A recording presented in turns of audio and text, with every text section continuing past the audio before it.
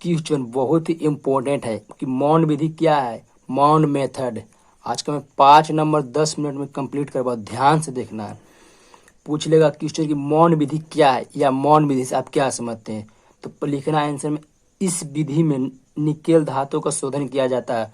उसके बाद लिखना है पैराग्राफ चेंज कर कि जब अशुद्ध निकेल को 330 केल्विन से 350 केल्विन ताप पर कार्बन मोनोऑक्साइड के साथ अभिक्रिया कराते हैं तो निकेल कार्बोनिल जो कि वाष्पशील यौगिक के रूप में प्राप्त होता है। फिर कार्बोनिल यौगिक को 450 केल्विन ताप पर गर्म करते हैं तो विघटित होकर शुद्ध निकेल देता है। तो देखिए इसका कॉन्सेप्ट देखिएगा क्या बोले। जब अशुद्ध निकेल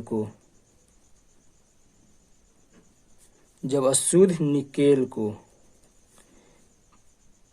कितना पर बोला था, 330 केल्विन से 350 केल्विन ताप पर, किसके साथ, carbon monoxide CO4 carbon monoxide.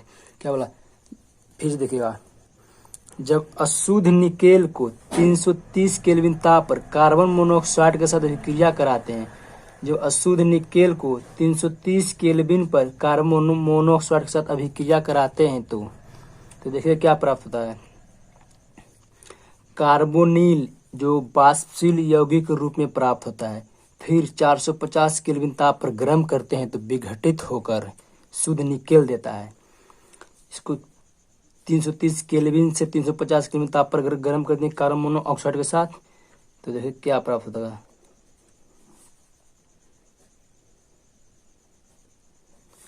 प्राप्त हो गया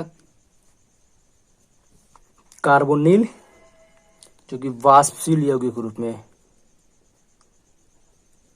वाष्पशील यौगिक।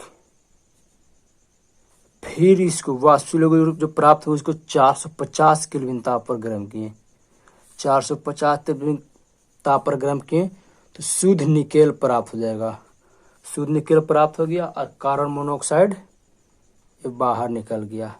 ये क्या होगा, शुद्ध निकेल। तो फिर से देखिएगा